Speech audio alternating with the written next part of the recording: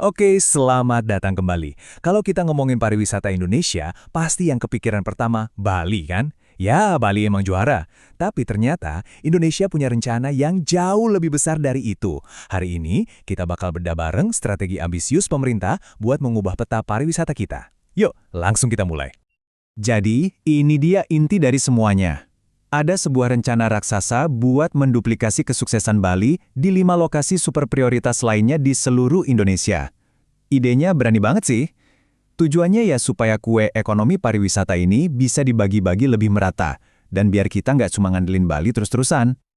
Nah, biar kita paham seberapa besar ambisi ini, kita perlu flashback sedikit ke masa sebelum pandemi.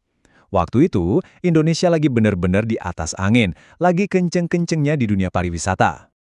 Perhatiin angka ini, 20 miliar dolar. Di tahun 2019, pariwisata diproyeksiin bisa nyumbang devisa segitu banyaknya.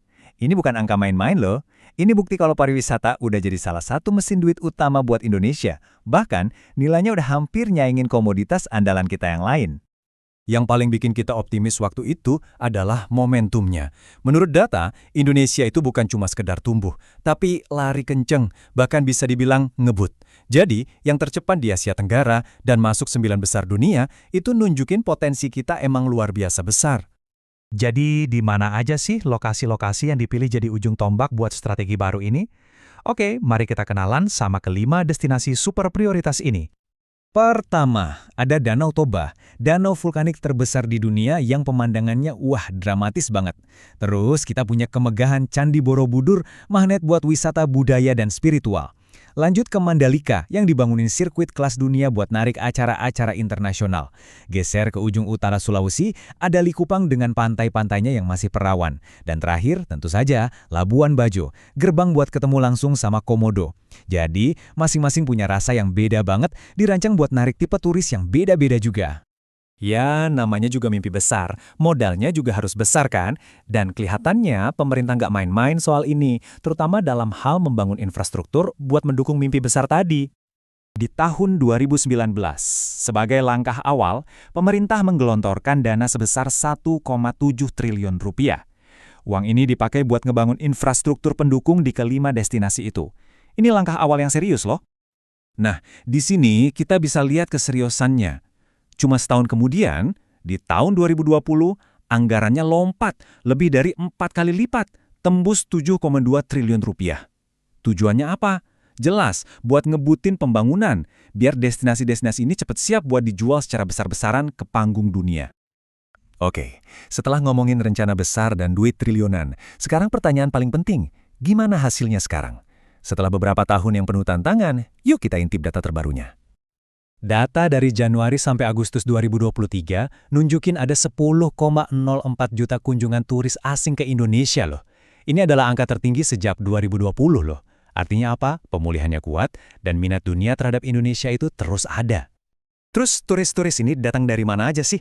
Ternyata kebanyakan datang dari negara tetangga. Malaysia ada di paling atas, disusul Australia, baru kemudian Tiongkok. Ini nunjukin betapa pentingnya pasar regional buat pemulihan sektor pariwisata kita. Ramainya turis juga kelihatan dari tingkat hunian hotel. Data bulan April 2024, hotel-hotel berbintang itu okupansinya nyampe 47,14%. Ini sinyal yang positif, artinya industri perhotelan dan bisnis-bisnis pendukungnya mulai bernafas lega lagi.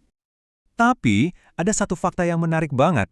Meskipun pemerintah udah jor-joran promosiin destinasi baru, data tetap menunjukkan kalau Bandara Ngurah Rai di Bali masih jadi pintu masuk utama bagi sebagian besar turis asing. Nah, ini dia tantangan sekaligus realitas yang harus dihadapi. Realitas bahwa Bali masih mendominasi ini membawa kita ke sebuah pertanyaan yang lebih besar lagi. Sebenarnya, semua ini nyambungnya kemana? Gimana kaitannya dengan visi jangka panjang Indonesia yang jauh lebih ambisius? Yuk kita lihat gambaran besarnya. Jadi gini, semua strategi Bali baru ini bukan cuma soal nambahin tujuan wisata. Ini adalah bagian dari sebuah cetak biru raksasa yang disebut Visi Indonesia 2045. Mimpinya adalah menjadikan Indonesia negara maju saat usianya 1 abad nanti. Dan pariwisata diharapkan jadi salah satu pilar utamanya buat mencapai mimpi itu. Dan targetnya benar-benar ambisius. Di tahun 2045, pemerintah menargetkan bisa menarik 74 juta turis asing setiap tahun. Coba deh kita bayangin, angka ini jauh banget melampaui rekor tertinggi kita sebelum pandemi. Ini menunjukkan skala transformasi yang ingin dicapai itu emang gede banget. Ini membawa kita ke pertanyaan penutup yang paling penting. Dengan kondisi pemulihan yang sedang berjalan dan dominasi Bali yang masih kuat, kira-kira percepatan pembangunan di 5 destinasi super prioritas ini bakal cukup kuat nggak ya buat mendorong kita mencapai target 74 juta wisatawan itu dan mewujudkan visi 2045?